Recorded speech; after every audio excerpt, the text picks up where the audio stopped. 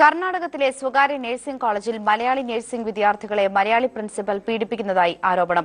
പ്രിൻസിപ്പലിന്റെ നടപടികളിൽ പ്രതിഷേധിച്ച് വിദ്യാർത്ഥികൾ സമരവുമായി രംഗത്തിറങ്ങി.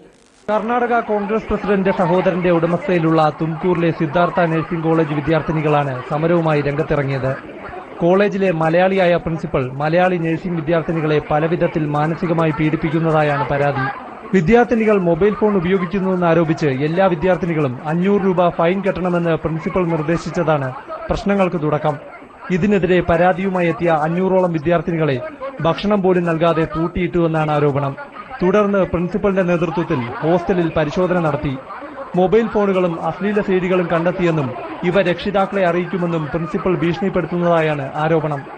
ഇവിടെയാണെങ്കിൽ ഓരോ പ്രശ്നത്തിന്റെ പേരിൽ മേഡം ഞങ്ങളുടെ കയ്യിൽ നിന്നും ഇപ്പൊ ലീവിന് പോവാണെങ്കിലും അല്ലെങ്കിൽ ഇപ്പം ആർക്കെങ്കിലും വയ്യാതെ കിടക്കോ അല്ലെങ്കിൽ ക്ലാസ്സിൽ ആബ്സെന്റ് ആണെന്ന് പറയുമ്പോഴത്തേക്കും മേഡം അതിനനുസരിച്ച് ഞങ്ങളുടെ കയ്യിൽ നിന്ന് 500 രൂപ 200 രൂപ ഇങ്ങനെയൊക്കെയാണ് ഞങ്ങളുടെ കയ്യിൽ നിന്ന് മേടിച്ചുകൊണ്ടിരിക്കുന്നത്.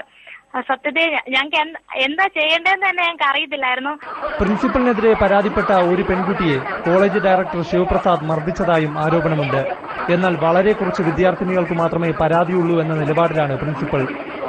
സർവകലാശാല നിർദ്ദേശിക്കുന്ന പരീക്ഷാ ഫീസിനേക്കാൾ കൂടുതൽ ഫീസ് ആവശ്യപ്പെടുന്നതടക്കം പ്രിൻസിപ്പൽ അനാവശ്യമായ പണപ്പിരിവുകൾ നടത്തുന്നതായും ആക്ഷേപമുണ്ട്. മനോരമ ന്യൂസ്.